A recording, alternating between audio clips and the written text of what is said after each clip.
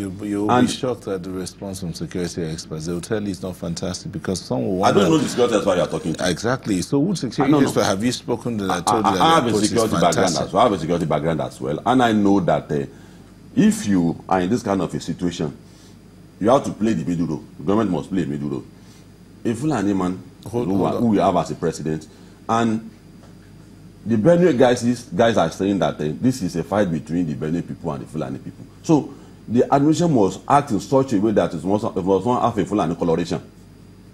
And the government must also act in such a way that the Fulani people will not do that. Look at our own. Is on the side of the Benue people. So is that happening now? It didn't happen, and that is why you discover that the president didn't comment much about the Benue issue. What you see most is action. Mr. Olokoba, are you to locate there?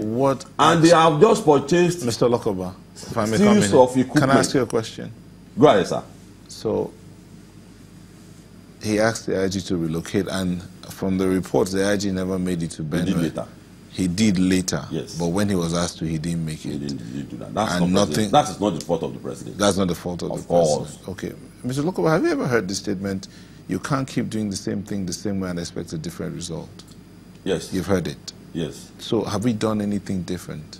And then we're expecting a different result? What is the security strategy that they have repeated that is not working? Look at what has happened in the East now. Let's approach this issue objectively. In the East? Which East? Northeast. Let's approach this issue objectively. And methods, it's not about gun and bullet most of the time.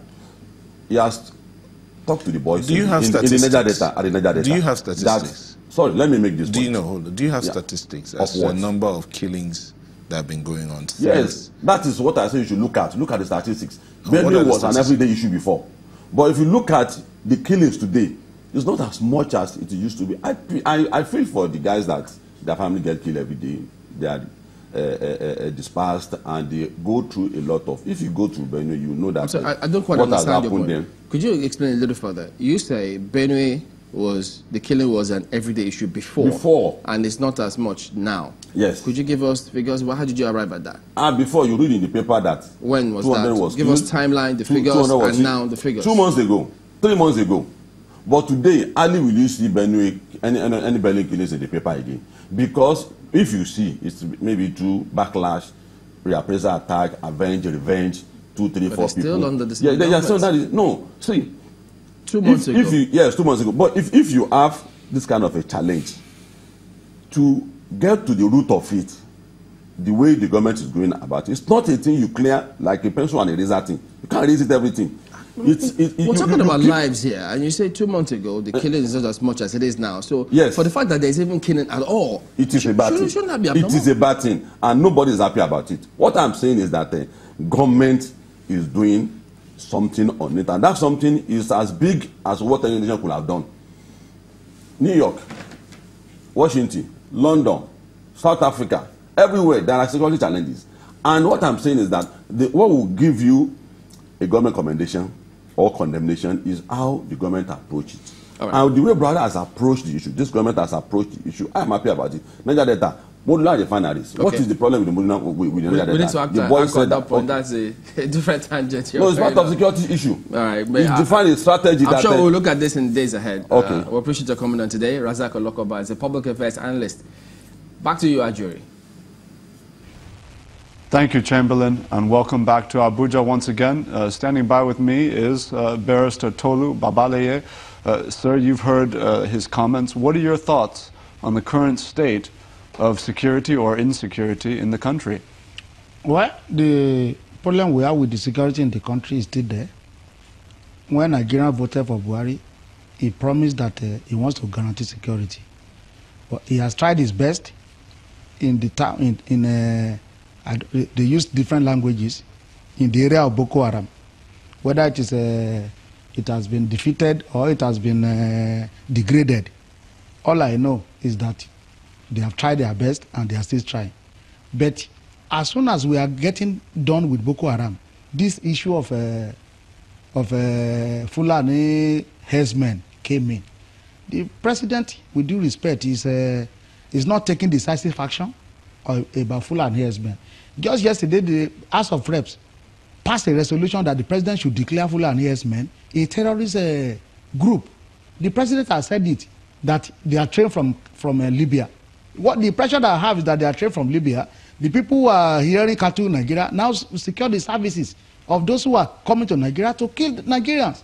The president should take a decisive action, declare them a terrorist group, let them use the same approach that they use for Boko Haram to defeat these people. Barrister, that is the way I want to say it. In your view, has the fight against insecurity in the country been comprehensive enough? And what I mean by that is, you know, we talk a lot about the executive naturally, since, of course, the president is the commander-in-chief of the armed forces.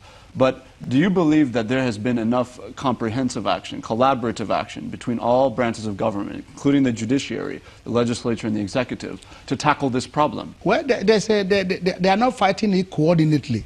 That is why you see governors will say one thing, the minister for defense will say another thing. The president will tell IG to go to somewhere, IG will not go to that place. So they are not coordinated. They should be coordinated to fight this scourge. They call Fulani herdsmen, because that is the new security threat now. Boko Haram is already contained to maybe 1 or 2 local governments, and they just come. They are now, using guerrilla tactics. They just come, hit and run away. Even the military is on top of them. The way they are on top of them, look at what happened with IPOB. When they created a problem, the president gave an instruction, destroy it, and it declared it as a terrorist group. And up to today, you do not have any case of a disturbance of public peace in Southeast. If you can take that kind of decision against Boko Haram and but you would acknowledge that there is a difference in complexity when you talk about a stationary threat and a moving threat and a cross-boundary threat. Oh, my brother, we are talking. Please don't forget that President Buhari is a general, is a war veteran. This thing should not come. It should not be something that he cannot handle. That's the way. Just handle them from the source. We know those who are rearing cattle in this country. Profile them.